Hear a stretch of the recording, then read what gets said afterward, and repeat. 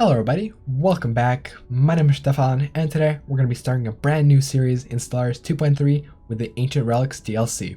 So today I'm going to be setting up the next series. This is episode 0, quote unquote, and so I'm going to be explaining my empire, which is going to be a rogue server playthrough, and the settings that we're going to be playing with, and how we're going to play it. And so let's begin with the empire that we are going to be using for this purpose. We are going to be playing as rogue servitors. Rogue servitors are something that I have not really done a series on before. In fact, I have not really done machine empires before.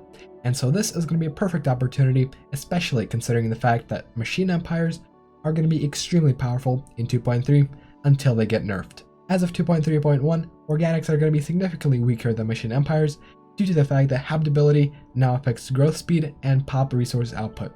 Machines have 100% habitability everywhere, and so we're going to be able to colonize everything as usual, while organics are going to be able to only colonize their preferable worlds. As machines, there's also going to be way less resources to worry about. Granted, we're going to be playing as rogue servers, so food and consumer goods are still an issue, but it is so minor that I'm not really going to be concerned about that. Rather, I'm going to be managing two resources: energy and minerals. And that is going to be absolutely wonderful because we're going to be able to expand, explore, and dig without having to really concern ourselves about our economy. I would utilize the sector AI that has apparently been improved in 2.3, however, I've tested it out, and as of 2.3.1, it is not sufficient to really automate any sectors, and so I'm going to be sticking with manual management. Of course, that stuff is going to be sped up, and only the interesting parts are going to be shown. I expect to run this series for roughly 10 episodes, and those episodes are going to be compact, 10 to 20 minutes each, where I'm going to just be covering the most important bits and speeding through the rest. The primary focus of this series is going to be specifically on the new expansion. However, the difficulty settings are going to be very high, and so I'm still going to have to min-max, and I'll show you how to play better with the Servitor. And so let's begin by covering the more specific bits of this empire. Since we're rogue servitors, we have to choose Gestalt Consciousness and the Machine Intelligence Authority.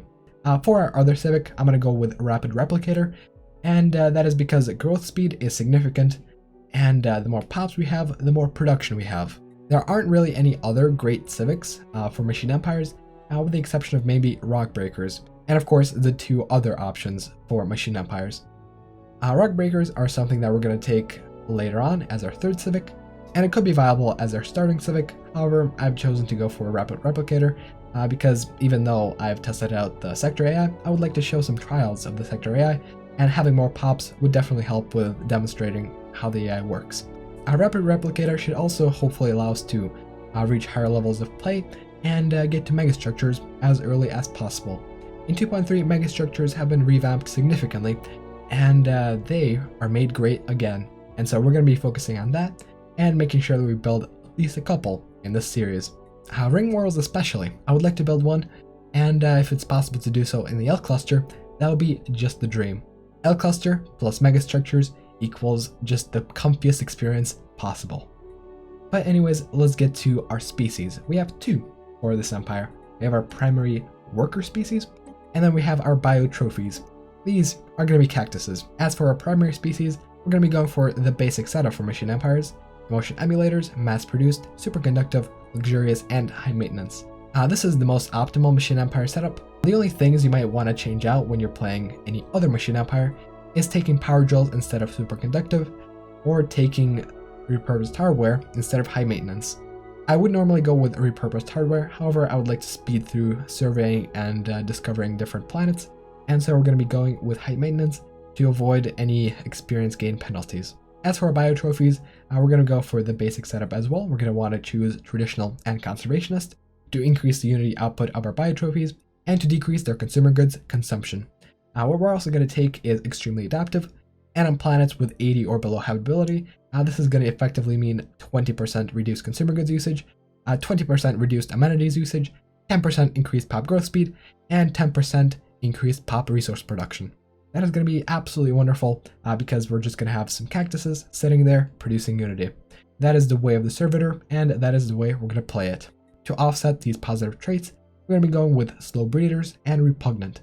Slow breeders, while terrible on an organic empire that is reliant on actual organic pops working all the jobs, is not really that significant.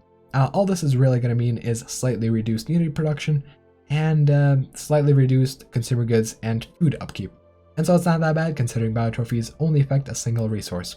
And we're also going to be taking Repugnant because it's just 3 points.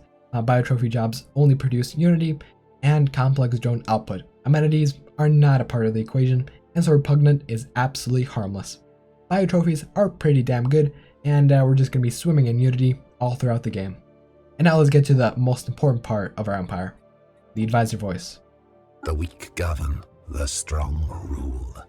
Indeed, authoritarian voice is best voice. Even when I'm playing Machine Empire, even when I'm playing as a swarm, authoritarian is just top notch. And of course, our ruler is the supreme servant of this empire. He is the cyberburb ruling from literal paradise, which is an ocean world. In my opinion, it's even better than the Gaia background, and the bright sky and the blue sea is just beautiful. And so this is the empire. We must pamper the cactus, and we must dig holes in the ground to find stuff in them. And now let's get to the difficulty settings. You can see them all on screen right now. It's pretty difficult stuff. Grand Admiral, no scaling, high AI aggressiveness as usual, and we're also going to be playing with the Glavius AI mod in order to enhance the AI even further. But anyways, as you can see here, we're going to be also facing off a 5x crisis at year 2350. Remember, whenever you're setting your endgame start year, crisis only has a chance to spawn 50 years after that. At this date, there may be a war in heaven, and we may, get destroyed by a spiritualist empire. But that would just be a tragedy of fate. Now the only thing that really worries me is a Khan at year 2275, which may or may not just completely wipe out the galaxy. That is the only concern, but besides that, everything is going to be fine and dandy. And so, now that you know what we're playing on, let's talk about strategy for a little bit. Now strategy with this empire is going to be pretty simple. We're going to spam science ships right off the bat, and hopefully we're going to find some archeologies. If not, well, GG. In any case, archaeology is going to be the primary focus of this series, and if we cannot get it right off the bat, I will have to get it at a later date. Habitats and megastructures are going to be a big part of this playthrough, and so hopefully we're going to be able to hole up in the L cluster and just sit there all comfy as the endgame crisis takes over the galaxy. But anyways, this is what's coming in the next couple of days. Be sure to subscribe to not miss the series, and of course, like the video if you enjoyed the concept. As always, special thanks to my Patreons, thanks for watching, and I'll see you guys in the next one. Bye bye.